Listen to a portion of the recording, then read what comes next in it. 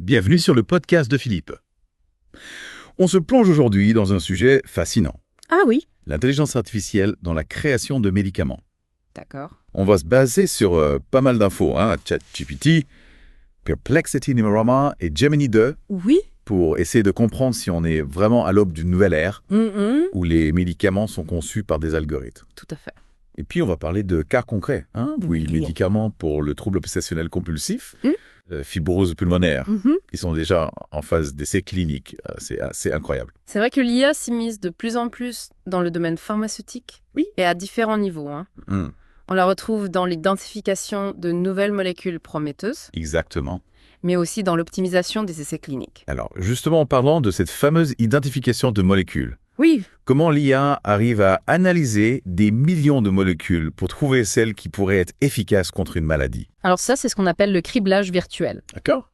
Imaginez un algorithme capable de passer au crible une quantité astronomique de données. Oui, Bien plus qu'un humain ne pourrait jamais le faire. c'est ça. Il identifie les molécules qui pourraient interagir avec une cible biologique spécifique, comme une protéine impliquée dans le développement d'une maladie. Donc, c'est un gain de temps considérable pour les chercheurs. Ah oui, absolument. Mais l'IA ne se limite pas à analyser des molécules existantes, si c'est se tromper. Effectivement, on parle de plus en plus de conception générative, Oui, où l'IA crée de toutes pièces des structures moléculaires inédites, d'accord. optimisées pour être à la fois efficaces et sûres.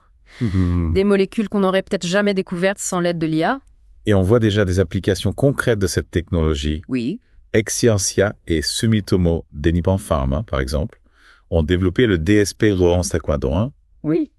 un médicament conçu par l'IA pour le traitement de troubles obsessionnels compulsifs. Tout à fait. Ce médicament est déjà en phase d'essai clinique.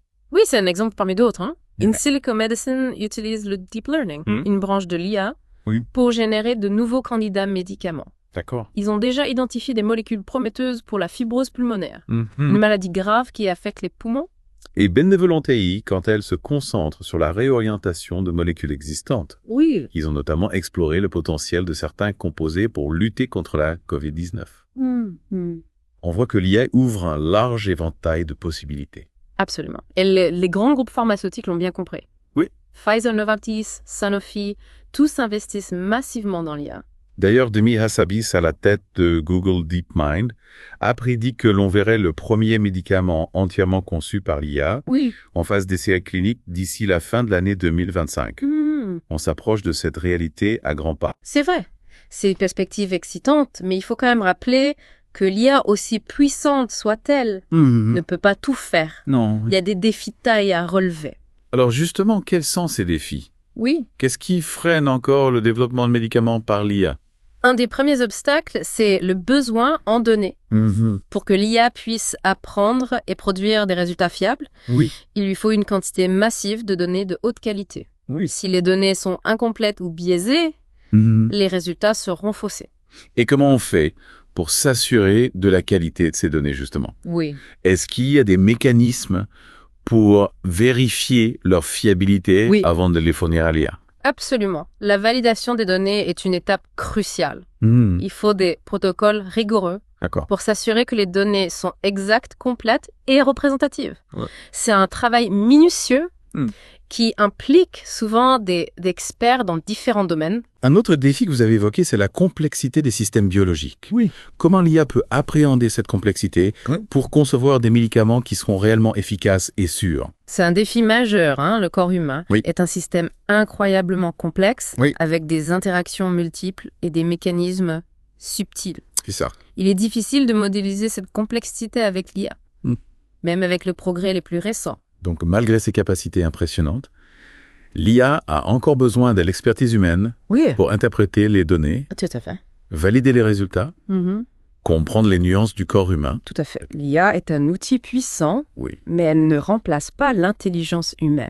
Non.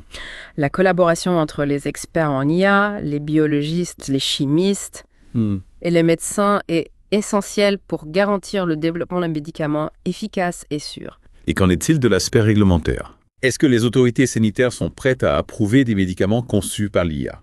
Alors, l'intégration de l'IA dans le processus de développement de médicaments soulève des questions réglementaires complexes. Oui. Les agences de réglementation, comme l'Agence européenne des médicaments, doivent s'adapter à cette nouvelle réalité. D'accord. Et établir des protocoles clairs pour évaluer l'efficacité et la sécurité des médicaments conçus par l'IA. Donc il y a un travail important à faire au niveau de la réglementation pour encadrer l'utilisation de l'IA. Oui. Dans ce domaine sensible qu'est la santé. Exactement. Il faut un cadre réglementaire solide qui garantisse la sécurité des patients tout en encourageant l'innovation. Et justement, en parlant d'avenir, on a consulté plusieurs IA pour cet épisode, ChatGPT, Perplexity, Numerama et Gemini 2. Non. Est-ce qu'elles sont toutes d'accord sur le potentiel de l'IA dans la création de médicaments? C'est intéressant de noter que malgré leurs différences d'approche et de formulation, ces IA convergent sur plusieurs points. Oui. Elles reconnaissent tout l'impact révolutionnaire de l'IA dans le domaine du développement de médicaments. Par exemple, elles semblent unanimes sur le fait que l'IA accélère considérablement la découverte de nouvelles molécules thérapeutiques. Oui. Grâce à sa capacité d'analyse massive de données. Tout à fait. Numerama notamment met en avant les ambitions de Demi Hassabis et Google DeepMind de voir un médicament conçu par l'IA entrer en phase d'essai clinique d'ici la fin de l'année. C'est fascinant de constater cette convergence d'opinions, même si chaque IA apporte sa propre perspective. Effectivement, Perplexity insiste sur la rapidité accrue du processus de recherche grâce à l'IA, tandis que Gemini 2 souligne l'importance de l'optimisation de la conception des médicaments pour une meilleure efficacité et une réduction des effets secondaires. En somme, l'IA suscite beaucoup d'espoir pour l'avenir de la médecine, mais elle soulève aussi des questions importantes. On a évoqué les défis liés aux données, la complexité des systèmes biologiques, la nécessité d'une collaboration étroite entre l'IA et les experts humains. Tout à fait. Et l'importance d'un cadre réglementaire solide. Absolument. Il est crucial de garder à l'esprit que l'IA n'est pas une solution miracle, mais un outil puissant qui, entre de bonnes mains et avec une réflexion éthique rigoureuse, peut transformer la médecine et améliorer la vie des patients. Tout à fait. Merci pour cette analyse éclairante. Chers auditeurs, j'espère que ce plongeon dans le monde de l'IA et de la création de médicaments vous a captivé. N'hésitez pas à partager vos réflexions dans les commentaires. Et surtout, abonnez-vous à notre chaîne YouTube pour nous aider à atteindre les 1000 abonnés aujourd'hui. À bientôt pour une nouvelle exploration.